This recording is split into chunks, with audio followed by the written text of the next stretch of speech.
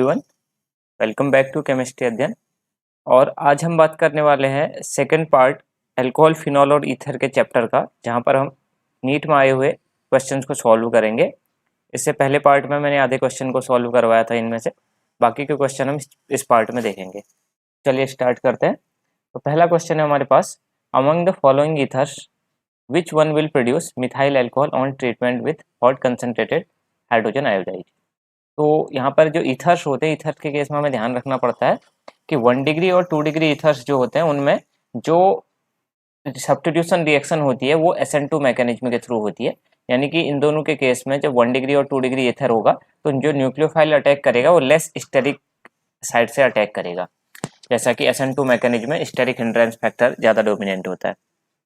जबकि 3 degree ether के case में जो अटैक होता है वो SN1 मैकेनिज्म के थ्रू होता है, और यहाँ पर कार्बोकेटाइन की स्टेबिलिटी पर डिपेंड करता है जो रिएक्शन प्रोसीड होगी। तो अगर हम यहाँ पर देखें HI के साथ जब भी रिएक्शन होगी तो सबसे पहले अगर हम पहला कंपाउंड देखें तो HI में से H+ और I- में ये ब्रेक होगा, और ये ऑक्सीजन क्या करता है, अपने लोन पेयर ऑफ इलेक्ट्रॉन को H+ को दे देता है। तो यहाँ पर से क्या बन जाएगा, CH3 C CH3 CH3 OH positive और ये CH3।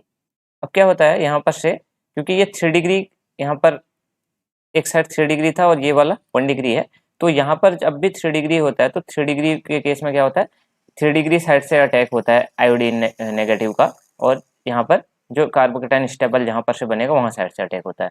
तो यहाँ पर ये वाला बॉन्ड ब्रेक हो जाएगा और बन जाएगा CH3 C CH3 CH3 positive, और इस पे आकर के कौन जुड़ जाएगा, I नेगेटिव इस पे आकर जुड़ जाएगा, तो बन जाएगा CH3 C CH3 CH3 I, और प्लस साथ में क्या बन गया होगा, ये वाला पार्ट जो है किसमें कन्वर्ट हो गया, अल्कोहल में, यानी कि CH3OH। तो पहला ही ऑप्शन है जिसमें क्या बन रहा है, हमारे पास मिथाइल अल्कोहल प्रोड्यूस हो जा रहा है, क्योंकि यहाँ पर 3 डिग्री जो हमारे पास ईथर है उस साइड से अटैक होगा। जब भी 3 डिग्री वाला होता है तो मोर स्टेरिक हिंड्रेंस साइड से अटैक होता है, जबकि 1 डिग्री और 2 डिग्री के केस में लेस स्टेरिक हिंड्रेंस साइड से अटैक होगा। जैसे यहाँ पर I नेगेटिव इस वाले केस में यहाँ से अटैक करेगा, क्योंकि ये 1 डिग्री है और ये भी 1 डिग्री है, तो यहाँ पर भी 1 डिग्री और ये भी 1 डिग्री, तो यहाँ पर भी लेस स्टेरिक हिंड्रेंस साइड से अटैक होगा, और यहाँ पर भी इस साइड से अटैक होगा। तो इन किसी के केस में भी मेथेनॉल नहीं बनेगा, ठीक है। हर किसी में ये सारा वाला ये वाला पार्ट अल्कोहल वाला बनेगा इन सभी में, तो यहाँ पर मेथेनॉल किसी में भी नहीं बनेगा, पहले वाला ऑप्शन बनेगा केवल।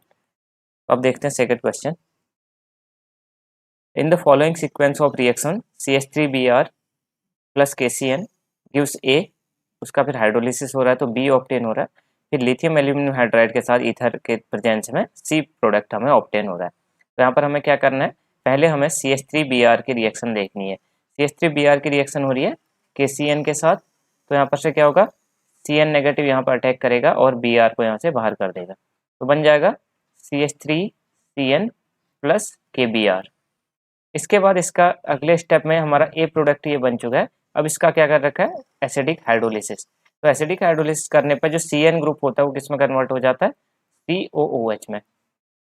फिर लास्ट में ये B बन गया है, लास्ट में क्या कर रखा है, इसका रिएक्शन करा रखी है लिथियम एल्यूमिनियम हाइड्राइड के साथ, जो कि क्या होता है, एक पावरफुल रिड्यूसिंग एजेंट, और ये क्या करता है, COH ग्रुप को अल्कोहल में कन्वर्ट कर देता है, तो बन जाएगा CH3CH2OH, ठीक है।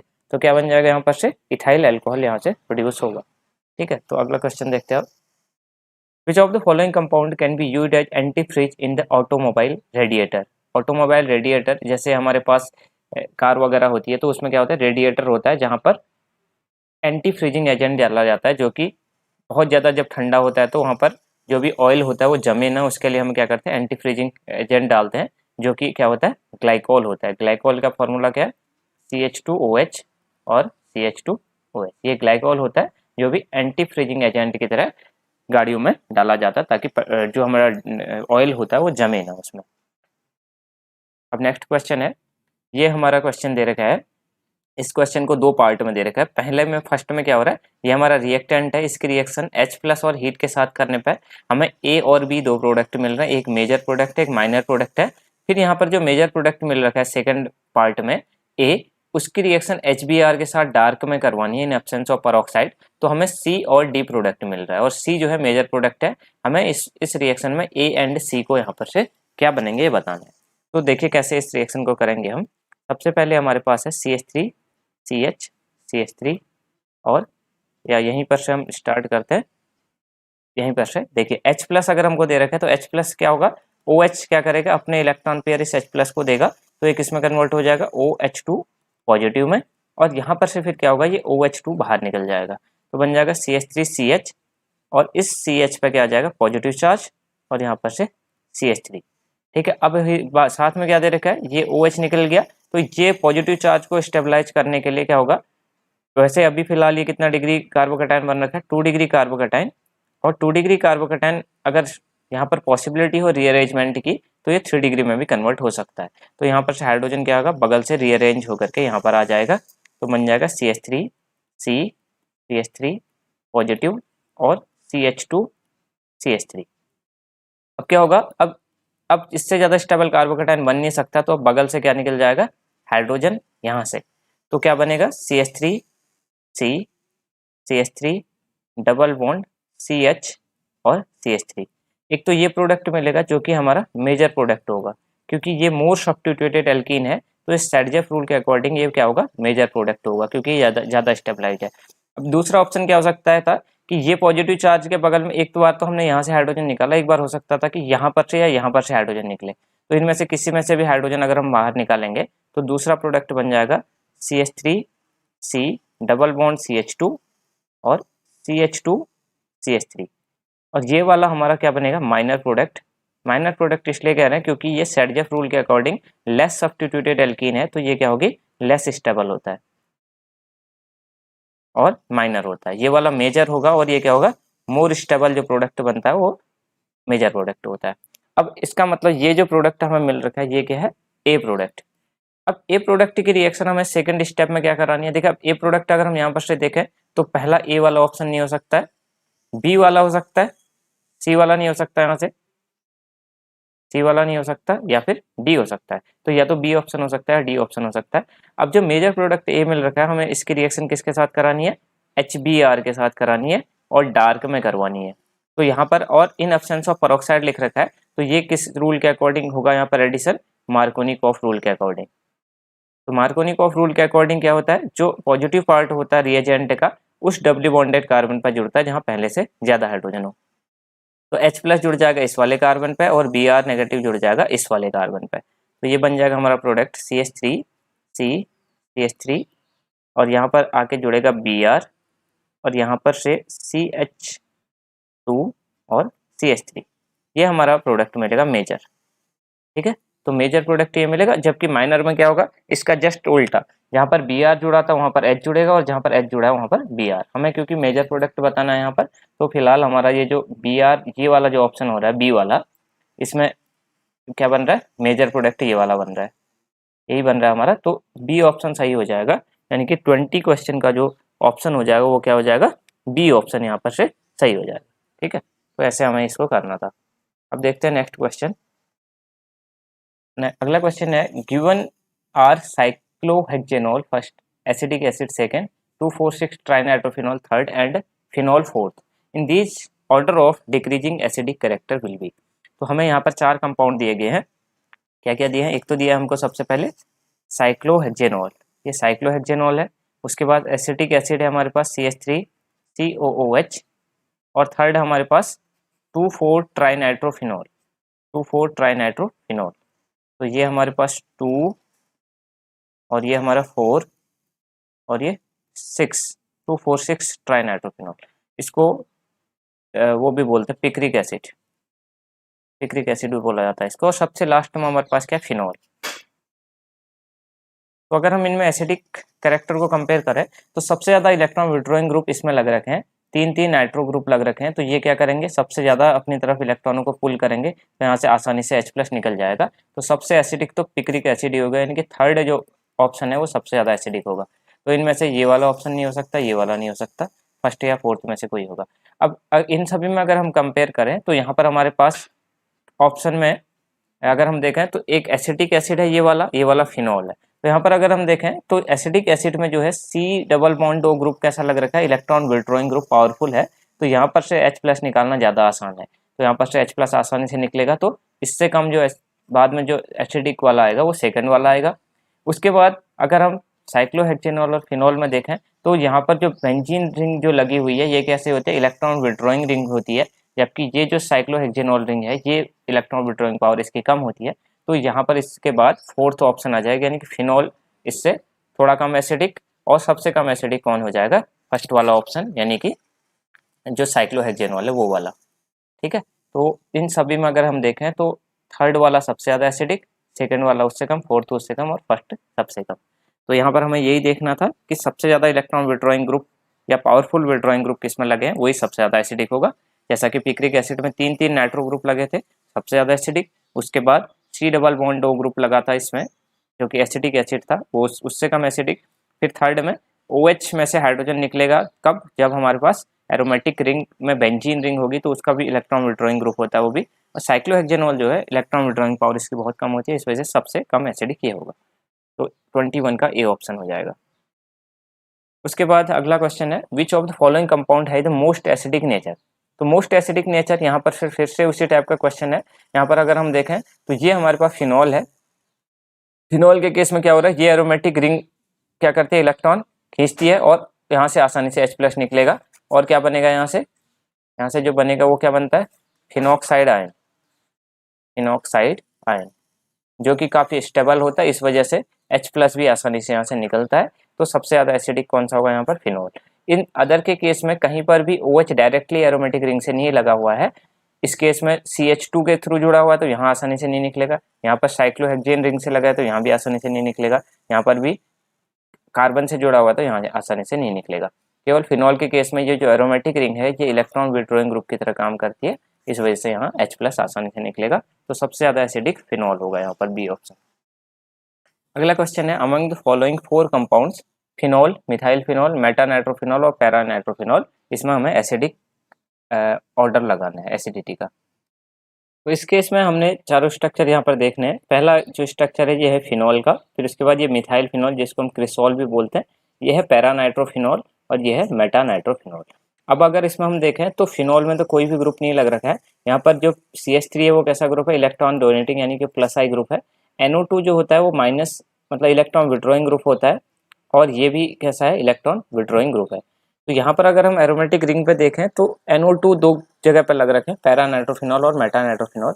लेकिन अगर हम यहाँ देखें तो पैरा नाइट्रोफिनॉल के केस में जो ये O- यहाँ पर से बनेगा वो रेजोनेंस के थ्रू स्टेबलाइज होता है, जबकि मेटा नाइट्रोफिनॉल के केस में केवल इसका -I इफेक्ट काम करता है यहाँ पर रेजोनेंस के थ्रू, यानी कि जो मेसोमेरिक इफेक्ट के थ्रू ये स्टेबलाइज नहीं होता है नेगेटिव चार्ज, इस वजह से यहाँ पर ये वाला कम एसिडिक होगा in compare to para nitrophenol के, क्योंकि पैरा नाइट्रोफिनॉल में जो NO2 ग्रुप है वो रेजोनेंस के थ्रू भी स्टेबलाइज करता है, साथ ही साथ -I के थ्रू भी। और मेटा नाइट्रोफिनॉल के केस में केवल -I ग्रुप की तरह काम करता है NO2 यहाँ पर, मेटा पे जब लगा रहता है तो ये रेजोनेंस के थ्रू इसको स्टेबलाइज नहीं करेगा, जो यहाँ पर से O- बनेगा। तो यहाँ पर सबसे ज़्यादा एसिडिक जो होगा वो कौन सा होगा, पैरा नाइट्रोफिनॉल, यानी कि फोर्थ ऑप्शन। उससे कम क्या हो जाएगा, मेटा नाइट्रोफिनॉल, यानी कि थर्ड ऑप्शन। फिर उसके बाद अगर हम यहाँ पे फिनॉल और मिथाइल फिनॉल में देखें तो ये जो मिथाइल फिनॉल में CH3 ग्रुप डोनेटिंग ग्रुप लगा हुआ है, तो ये इलेक्ट्रॉन दे देगा एरोमेटिक रिंग को, तो इस वजह से OH से वो अपनी तरफ इलेक्ट्रॉन नहीं खींचेगा, तो इसका एसिडिक करेक्टर तो बहुत कम होगा। उससे कम कौन आ जाएगा, फिनॉल फर्स्ट, यानी कि, और उसके बाद सबसे लास्ट में होगा सेकेंड। तो ये ऑर्डर हो जाएगा, सबसे ज़्यादा फोर्थ होगा, उससे कम थर्ड, उससे कम फर्स्ट और उससे कम सेकेंड। तो यहाँ पर हमें ध्यान रखना है, नाइट्रोफिनॉल के केस में जब मेटा पे लगा रहता है NO2 ग्रुप तो वो केवल -I इफेक्ट शो करता है, वो रेजोनेंस इफेक्ट शो नहीं करता है, यानी कि मेसोमेरिक इफेक्ट के थ्रू इलेक्ट्रॉन नहीं खींचता है। जबकि पैरा पे जब होता है तो इंडक्टिव इफेक्ट और मेसोमेरिक इफेक्ट दोनों के थ्रू इलेक्ट्रॉन विड्रॉ करता है, इस वजह से वो ज़्यादा एसिडिक है। तो ये इसका आंसर हो जाएगा ए ऑप्शन 23 का। अब हम देखते हैं नेक्स्ट क्वेश्चन। 24 क्वेश्चन है, when glycerol is treated with access of HI it produce. ये क्वेश्चन कई बार आया है, ये काफ़ी इंपॉर्टेंट क्वेश्चन है। तो ग्लिसरॉल हमारे पास होता है CH2OH, CHOH, CH2OH। ग्लिसरॉल या ग्लिसरीन, इसको दोनों नामों से बोला जाता है। अब एक्सेस ऑफ एच आई है, यहाँ पर हमारे पास क्या दे रखा है, एक्सेस ऑफ एच आई। तो एक्सेस ऑफ एच आई होगा तो सिंपल सा क्या करेगा, सबसे पहले ओ एच जो है यहाँ से H प्लस को लेगा और H2O के फॉर्म में बाहर निकल जाएगा और इसकी जगह क्या जुड़ जाएगा, आयोडीन। सिमिलरली यहाँ पर से भी OH बाहर निकलेगा, इसकी जगह आयोडीन जुड़ेगा और यहाँ पर से भी OH निकल करके इसकी जगह आयोडीन जुड़ जाएगा। तो हमें सबसे पहले प्रोडक्ट जो मिलेगा वो मिलेगा CH2I, CHI और CH2I, ये मिल जाएगा। अब हमें क्या होता है, आयोडीन जो है काफ़ी बड़ा सा ग्रुप होता है, इस वजह से एडजेसेंट कार्बन पे काफ़ी अनस्टेबल होता है, इस वजह से दो आयोडीन अगल बगल नहीं रह सकते। इस वजह से क्या होता है, I2 के फॉर्म में यहाँ से बाहर निकल जाते हैं। तो यहाँ पर से अगर हम I2 को यहाँ से क्या करते हैं, रिमूव करवा दें तो बन जाएगा CH2 डबल बॉन्ड CH2I। ठीक है, लेकिन हमें HI क्या दे रखा है एक्सेस में, तो फिर से HI का एडिशन हो जाएगा अकॉर्डिंग टू मार्कोनिकॉफ रूल। ठीक है, मार्कोनिकॉफ रूल के अकॉर्डिंग क्या होगा, फिर H plus more number of hydrogen वाले कार्बन पे जुड़ेगा और आयोडीन दूसरे वाले कार्बन पे। तो ये बन जाएगा CH3 CHI और CH2I। फिर से हम देख रहे हैं कि दो आयोडीन अगल बगल आ गए हैं, तो फिर से I2 बाहर निकल जाएगा, तो माइनस I2 हो जाएगा और हमें मिल जाएगा क्या, इसके बाद नीचे लिख देता हूँ मैं CH3 CH double bond CH2। फिर से हमारे पास डबल बॉन्ड आ गया और फिर HI है हमारे पास, तो फिर से ऐड हो जाएगा अकॉर्डिंग टू मार्कोनिकॉफ रूल और इस बार H यहाँ पर जुड़ेगा और आयोडीन कहाँ पर जुड़ेगा, यहाँ पर। तो ये बन जाएगा हमारे पास CH3 CHI CH3। इस कंपाउंड को बोलते हैं क्या, 2 आइडो प्रोपेन। तो हमें जो यहाँ पर प्रोडक्ट मिलेगा वो क्या मिलेगा, 2 आइडो प्रोपेन। तो मैकेनिज्म हमें ध्यान रखना, एक्सेस HI दे रखा है तो सबसे पहले OH निकल करके सभी आयोडीन जुड़ेंगे। अगले स्टेप में ये ध्यान रखना है कि 2 आयोडीन जो है एडजेसेंट कार्बन पे नहीं रहेंगे क्योंकि बल्कि ग्रुप है, इस वजह से I2 जो है यहाँ से बाहर निकलेगा। फिर HI होगा तो फिर एडिशन हो जाएगा यहाँ पर, फिर I2 बगल आ जाएंगे तो फिर से I2 निकल जाए, आयोडीन बगल में आ जाएंगे तो I2 फिर निकल जाएगा, फिर से डबल बॉन्ड जब आ रहा है तो फिर HI हो ऐड होकर के 2 आइडो प्रोपेन हमें ऑब्टेन होगा। तो इसका आंसर हो जाएगा 24 का A ऑप्शन हो जाएगा। अब हम 25th क्वेश्चन देखते हैं। फॉलोइंग कंपाउंड्स आर गिवन, ये हमें कुछ कंपाउंड दिए गए हैं, इनमें कह रहा है कि which are the compounds are being warmed with iodine solution and NaOH will give iodoform test. तो हमें यहाँ पर पहचानना होता है आइडोफॉर्म टेस्ट कौन से कंपाउंड देते हैं, जो भी हमारे पास एल्डिहाइड्स है या कीटोन जिनके पास इस टाइप का फंक्शनल ग्रुप होता है और एल्कोहल जिनके पास इस टाइप का फंक्शनल ग्रुप होता है CH3 CHOH। यानी कि जो हमारे पास फंक्शनल ग्रुप वाला कार्बन है उसके बगल में एटलीस्ट 1 CH3 ग्रुप होना चाहिए, तभी यहाँ पर से क्या होता है आइडोफॉर्म या फिर क्लोरोफॉर्म, जो भी हमारे पास एलोफॉर्म टेस्ट होता है वो देते हैं।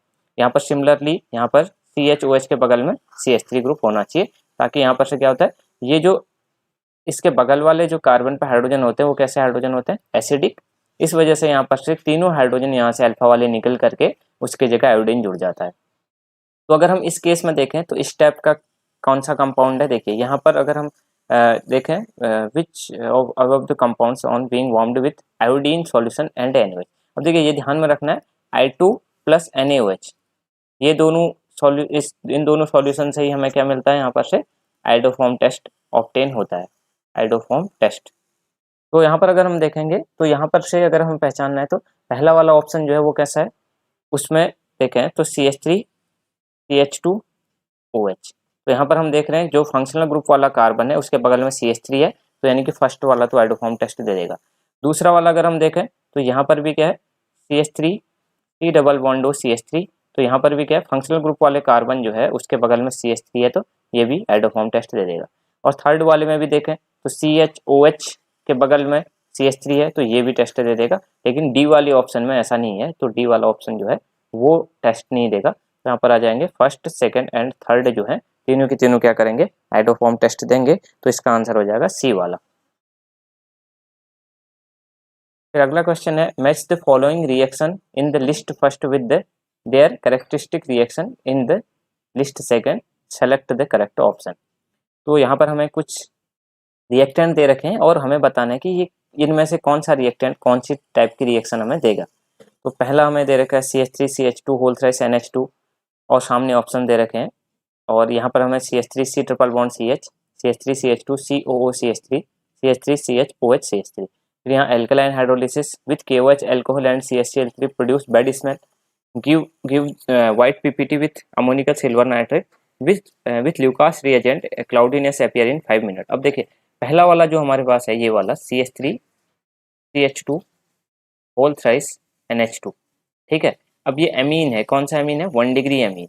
तो 1 डिग्री एमीन जो होते हैं अगर हम इसके साथ क्या करें, KOH अल्कोहलिक KOH और CHCl3 के साथ ये क्या देते हैं, एक बैड स्मेल प्रोड्यूस करते हैं। यहाँ पर से क्या बनते हैं, alkyl isocyanate CH3 CH2 whole thrice N triple bond C, ये हमारा कंपाउंड बोलता है जिसको हम क्या बोलते हैं, एल्काइल आइसोसाइनेट।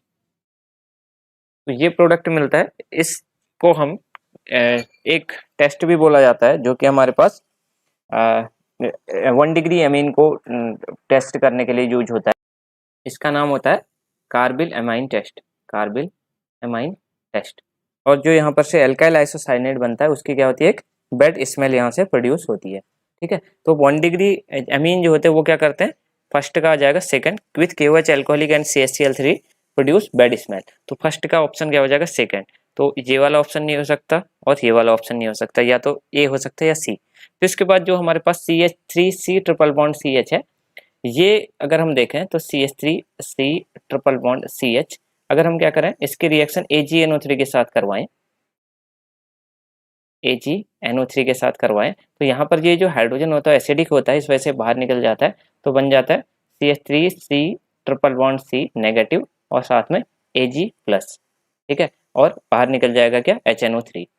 तो ये क्या करता है, जो हमारे पास यहाँ पर से gives white PPT of ammoniacal white PPT with ammoniacal silver nitrate. तो ये जो प्रोडक्ट हमें यहाँ पर सॉल्ट मिलता है ये कैसा कलर का मिलता है, वाइट PPT।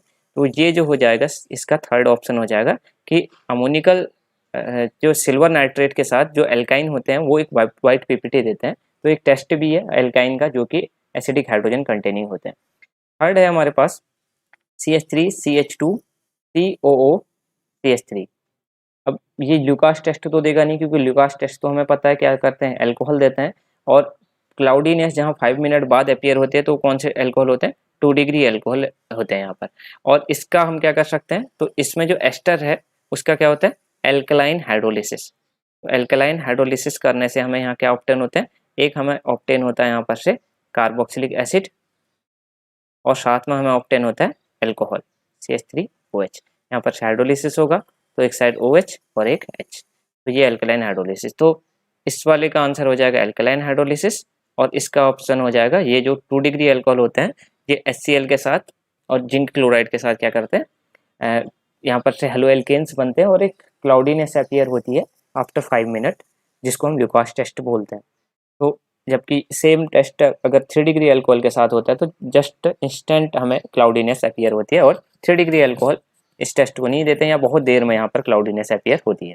तो यहाँ पर हमें अगर देखें तो यहाँ पर फर्स्ट का हमारे पास सेकंड ऑप्शन आ रहा है और सेकंड का आ रहा है थर्ड, यानी कि ए का हमारे पास सेकंड है और सेकंड का थर्ड है, तो बी का थर्ड यहाँ पर आ रहा है, ए का सेकंड और बी का थर्ड और सी का फर्स्ट आ रहा है और डी का आ रहा है फोर्थ। तो सी ऑप्शन यहाँ पर से सही हो जाएगा।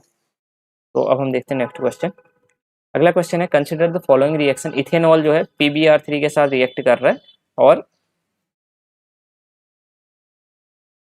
एक्स यहाँ से प्रोड्यूस हो रहा है। एक्स प्रोड्यूस होने के बाद वो क्या कर रहा है, अल्कोहलिक KOH के साथ रिएक्शन कर रहा है, तो हमें Y मिल रहा है और H2SO4 और रूम टेम्परेचर पे फिर उसके बाद H2O के साथ हीट करने पे हमें Z ऑब्टेन हो रहा है। तो इथेनॉल हमारे पास क्या होता है, इथेनॉल हमारे पास है CH3 CH2 और OH। ये अगर माना हमारे पास PbR3 के साथ रिएक्शन करते हो क्या मिलता है हमको, यहाँ पर से OH जो है P के साथ चले जाता है और यहाँ से ब्रोमीन इसकी जगह जुड़ जाता है, तो मिलता है हमको CH3 CH2 और Br, ये हमको ऑब्टेन होता है। फिर अगर हम इसकी रिएक्शन किसके साथ कराते हैं, एल्कोहलिक KOH के साथ, तो यहाँ पर से क्या होता है, एलिमिनेशन रिएक्शन होती है, एलिमिनेशन रिएक्शन, और क्या हो जाता है, एक यहाँ पर से ब्रोमीन बाहर निकलता है और यहाँ से बगल से हाइड्रोजन बाहर निकलता है, यानी कि HBr बाहर निकलता है और हमें एल्कीन ऑब्टेन यहाँ होता है, CH3CH2 प्लस हमें क्या मिलेगा, HBr यहाँ से ऑब्टेन होगा। तो फिर इसके बाद क्या होगा, फिर इसके बाद जो हमारे पास एल्कीन ऑक्टेन हो रखा है, इसकी रिएक्शन हम किसके साथ करा रहे हैं, H2SO4 के साथ। तो H2SO4 को ब्रेक करके हम लिख सकते हैं H+ और साथ में HSO4-। तो यहाँ पर से क्या हो जाएगा, एक साइड H+ जुड़ जाएगा और एक साइड HSO4- जुड़ जाएगा, तो बन जाएगा CH3 CH2 और OH डबल बॉन्ड O और OH। फिर क्या कर रखा है, फिर उसके बाद H2O दे रखा है, तो H2O डालने पर यहाँ पर से क्या हो जाएगा, ये वाला बॉन्ड ब्रेक हो जाएगा, H और OH यहाँ पर जुड़ जाएंगे, तो हमें मिल जाएगा CH3 CH2 OH ethanol plus H2SO4 अलग बाहर निकल जाएगा। तो हमें ऑब्टेन क्या हो जाएगा यहाँ पर से CH3 CH2 OH, यानी कि 27 जो क्वेश्चन है उसका आंसर क्या हो जाएगा, सी ऑप्शन, यानी कि हमें यहाँ पर से एथेनॉल हमें मिलेगा। फिर अगला क्वेश्चन है 28th, हमें दे रखा है ethylene glycol with on heating with पर आयोडिक एसिड गिव्स। तो यहाँ पर से हमारे पास दे रखा है CH2OH और CH2OH, इसकी रिएक्शन हम किसके साथ करा रहे हैं, पर आयोडिक एसिड के साथ। पर आयोडिक एसिड जो होता है उसका फॉर्मूला होता है HiO4। तो इस रिएक्शन को हम मालापरेड ऑक्सीडेशन भी कहते हैं। तो यहाँ पर से क्या होता है, इसको सॉल्व करने का सिंपल सा तरीका क्या है कि ये जो है पर आयोडिक एसिड जो हमारे पास जो एडजेसेंट पर OH लगने वाले कंपाउंड होते हैं उनका क्या कर देता है, ऑक्सीडेशन कर देता है। तो यहाँ पर से इसको ब्रेक करना है हमको, OH यहाँ जोड़ना है और OH यहाँ भी जोड़ना है, चाहे कितनी भी बड़ी चेन हो, यहाँ तक CH2OH इस टाइप के लग रखे हैं। जैसे फॉर एग्जांपल ऐसे होता CH2OH CHOH CH2OH sorry CHOH CH2OH, ऐसे कितनी भी बड़ी चेन हो सकती है, इन सभी में क्या कर लेना है, ऐसे हर किसी कार्बन कार्बन बॉन्ड को ब्रेक करना है और इनमें हर जगह पे ब्रेक करके OH जोड़ देना है, ऐसे करके रिएक्शन करवा देनी है। ठीक है, तो यहाँ पर फिलहाल मैं ऊपर वाले एग्जाम्पल को लेके चलता हूँ। तो बॉन्ड ब्रेक होगा तो क्या मिलेगा हमको, CH2OH OH प्लस दूसरा मॉलिक्यूल भी क्या मिलेगा, CH2OH और OH। तो यहाँ पर से एक कार्बन पर दो OH नहीं रहते तो H2O यहाँ से बाहर निकल जाएगा, तो बन जाएगा क्या, ये बन जाएगा HC डबल बॉन्ड OH और नीचे वाला भी सिमिलर OH और H यहाँ से बाहर निकलेगा, तो ये बन जाएगा HC डबल बॉन्ड OH। तो हमें यहाँ पर से दो मॉलिक्यूल किसके मिलेंगे, फॉर्मेल्डिहाइड के ऑब्टेन हो जाएंगे। इसका आंसर हो जाएगा C। अब दो क्वेश्चन और बचे हैं इसमें। अगला क्वेश्चन है फिनोल की जिंक डस्ट से रिएक्शन कराने से X मिल रहा है, फिर CHCl3 और एनहाइड्रस AlCl3 के साथ Y मिल रहा है, फिर एल्कलाइन KMnO4 के साथ Z मिल रहा है। तो ये सारे चैप्टर्स के क्वेश्चन है, बहुत ही सिंपल से क्वेश्चन है ये। तो फिनोल की रिएक्शन जब हम कराते हैं जिंक डस्ट के साथ, तो ये रिएक्शन शायद आपको पता भी हो। इसमें क्या होता है, जिंक ऑक्सीजन यहाँ से निकल के जिंक के साथ जुड़ जाता है और यहाँ पर से हमें बेंजीन ऑब्टेन होती है, यानी कि -ZnO बाहर निकल जाता है। तो इसके बाद हम क्या कर रहे हैं, इसकी रिएक्शन हम किसके साथ करा रहे हैं, CH3Cl और in presence of anhydrous AlCl3। तो ये जो रिएक्शन है वो कौन सी है, फ्रीडेल क्राफ्ट एल्काइलेशन रिएक्शन। तो इसमें क्या होता है, ये Cl इसके साथ चले जाता है और CH3 पॉजिटिव एरोमेटिक रिंग पे आके जुड़ जाता है, तो ये बन जाएगा एरोमेटिक रिंग पे जुड़ जाएगा CH3, तो टोल्यूइन बन जाएगा।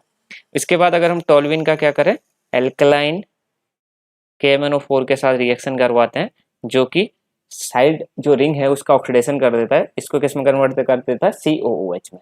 तो ये बन जाएगा ऐसा।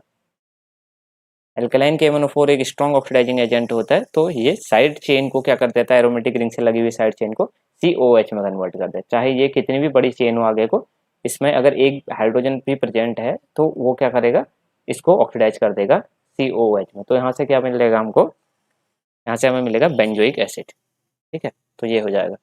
अब लास्ट क्वेश्चन देखते हैं। लास्ट क्वेश्चन है CH3CH CH3CH2O CH2CH3। अब ये फिर से वही क्वेश्चन रिपीट हो गया यहाँ पर। HI के साथ रिएक्शन अगर हम कराते हैं तो यहाँ पर हमें पहचानना है ऑक्सीजन के दोनों साइड कैसे कार्बन लगे हुए हैं। यहाँ पर भी 1 डिग्री कार्बन है और यहाँ पर भी 1 डिग्री कार्बन लगा हुआ है। तो 1 डिग्री या 2 डिग्री कार्बन जब भी होते हैं ईथर के अगल बगल, तो यहाँ पर लेस स्टेरिक हिंड्रेंस साइड से अटैक होता है, less hindrance attack by nucleophile. तो न्यूक्लियोफाइल यहाँ पर क्या है, H+ और I- में आयोडीन नेगेटिव है और लेस स्टेरिक हिंड्रेंस साइड ये वाली है, तो यहाँ पर से I नेगेटिव अटैक करेगा तो ये बॉन्ड ब्रेक हो जाएगा, तो इस साइड जुड़ जाएगा I, तो बनेगा हमारे पास CH3CH2I प्लस दूसरे साइड जुड़ जाएगा हाइड्रोजन, तो CH3CH CH3CH2OH। तो ये फाइनली हमें प्रोडक्ट ऑब्टेन होगा। और ये जो है हमारे पास कौन से ऑप्शंस में, हमारा C ऑप्शन, तो यहाँ पर से हमें 30 का जो आंसर हो जाएगा वो क्या हो जाएगा, सी ऑप्शन हमें ऑब्टेन हो जाएगा। तो यहाँ पर ध्यान रखना, जब भी हमारे पास ईथर्स हो तो 1 डिग्री और 2 डिग्री ईथर्स के केस में लेस हिंडर्ड अटैक होता है न्यूक्लियोफाइल का, और 3 डिग्री के केस में मोर हिंडर्ड साइड से अटैक होता है। तो एक क्वेश्चन शायद और है, वो भी देख लेते हैं लास्ट। ये है the general molecular formula which represent the homologous series of alkanols. तो एल्केनॉल्स जो होते हैं वो एल्कोहल्स टाइप के कंपाउंड हैं। तो यहाँ पर हम दो ऑप्शन लेके देख लेते हैं, एक मेथेनॉल ले लिया, एक एथेनॉल ले लिया। तो यहाँ पर अगर देखें तो मेथेनॉल को हम ऐसे लिख सकते हैं CH3OH को C1H4O, और एथेनॉल को हम लिख सकते हैं C4H6O। तो ये जो फॉर्मूला अगर हम देखें तो ये क्या हो रहा है, CnH2n+2 और O, यानी कि अगर C की जगह 1 रख रहे हैं तो 2 × 1 × 2 4 हो जाएगा O। तो ये आंसर हो जाएगा ए वाला CnH2n+2O। ये हमारा एल्कोहल्स का या एल्केनॉल्स का जनरल फार्मूला होता है। तो यहाँ पर हमने बाकी के बचे हुए क्वेश्चन सॉल्व कर लिए। आई होप आपको ये चीज़ें आई होंगी, और अगर माना कुछ और क्वेश्चन बचते हैं तो फिर हम नेक्स्ट वीडियो में देखेंगे। फिलहाल हमने एल्कोहल वाले 2 पार्ट यहाँ पर कंप्लीट कर लिए। तो थैंक्स फॉर वॉचिंग, मिलते हैं नेक्स्ट वीडियो में।